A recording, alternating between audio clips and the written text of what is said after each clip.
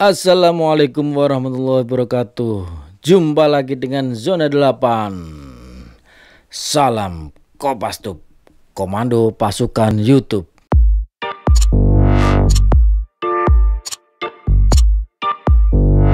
Apa kabar Mas Bro? Dimanapun Anda berada, semoga sehat walafiat semuanya ya, amin. Sekarang saya mau menceritakan kisah Bagong. Bagong merupakan salah satu anggota dari Punakawan. Ki Lurah Bagong, bahasa Jawa, adalah nama salah satu tokoh Punakawan dalam kisah pewayangan yang berkembang di Jawa Tengah, Yogyakarta, dan Jawa Timur. Tokoh ini dikisahkan sebagai anak bungsu Semar. Dalam pewayangan Sunda juga terdapat tokoh Punakawan yang identik dengan Bagong, yaitu Cepot atau Astara Jingga.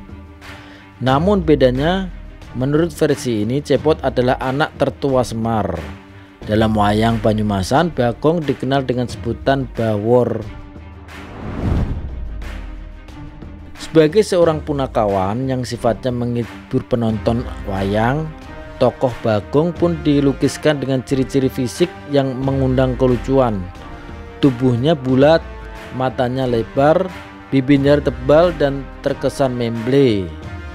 Dalam figur wayang kulit, Bagong membawa senjata kudi. Gaya bicara Bagong terkesan semaunya sendiri dibandingkan dengan ketiga Punakawan lainnya, yaitu Semar, Garing, dan Petruk. Maka Bagong adalah sosok yang paling lugu dan kurang mengerti tata krama. Meskipun demikian, majikannya tetap bisa memaklumi. Beberapa versi menyebutkan bahwa sesungguhnya Bagong bukan anak kandung Semar.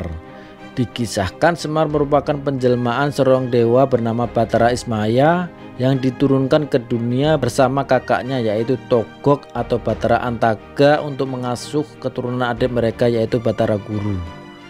Togok dan Semar sama-sama mengajukan permohonan kepada ayah mereka, yaitu Sang Hyang Tunggal, supaya masing-masing diberi teman.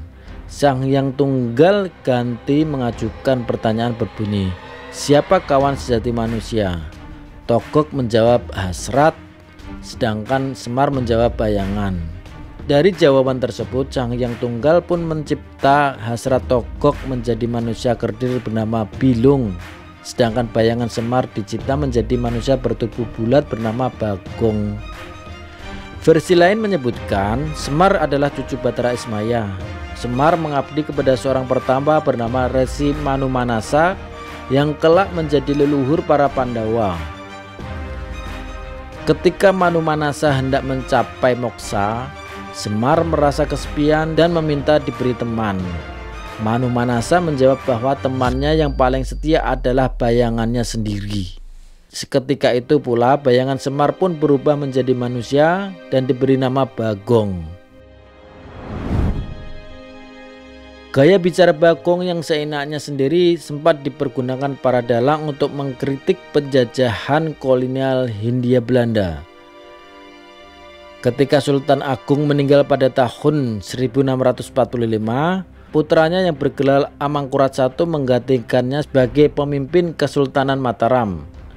Raja baru ini sangat berbeda dengan ayahnya. Ia memerintah dengan sewenang-wenang serta menjalin kerjasama dengan pihak VOC Belanda. Keluarga besar Kesultanan Mataram saat itu pun terpecah belah. Ada yang mendukung pemerintahan Amangkurat I yang pro Belanda, ada pula yang menentangnya. Dalam hal kesenian pun terjadi perpecahan.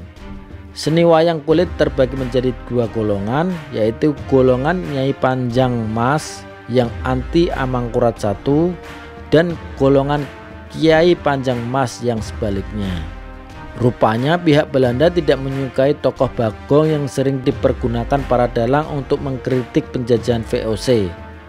Atas dasar ini, golongan Kiai Panjang Pas pun menghilangkan tokoh Bagong, sedangkan Nyai Panjang Mas tetap mempertahankannya.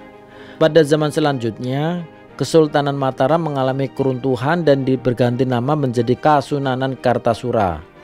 Sejak tahun 1745, Kartasura kemudian dipindahkan ke Surakarta. Selanjutnya terjadi perpecahan yang berakhir dengan diakuinya Sultan Hamengkubuwono I yang bertakhta di Yogyakarta.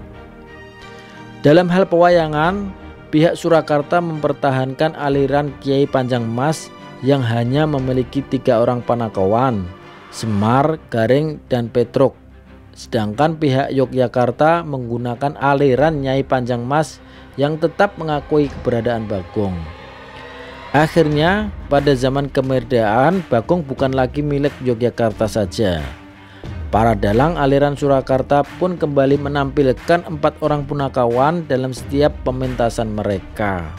Bahkan peran Bagong cenderung lebih banyak daripada Gareng yang biasanya hanya muncul dalam gara-gara saja.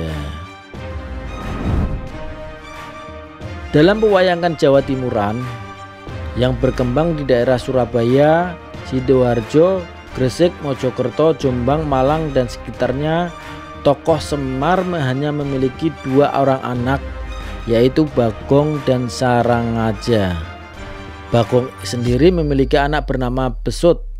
Dalam versi ini adik Bagong memang jarang dipentaskan, namun ada lakon tertentu di mana Sarangaja keluar seperti lakon ADGE Khayangan Suralaya, di mana pada cerita ini menceritakan asal-usul Bagong dalam versi Jawa Timur.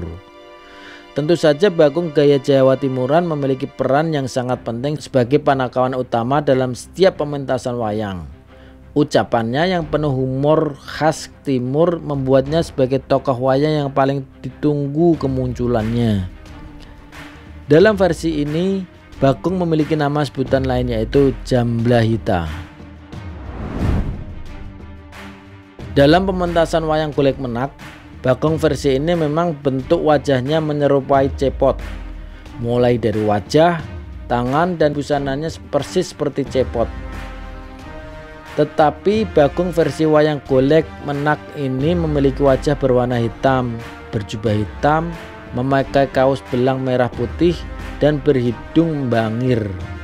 Bagong yang seperti ini disebut Lupit atau nama lengkapnya Kiai Lurah Lupit dari desa Karangsembung.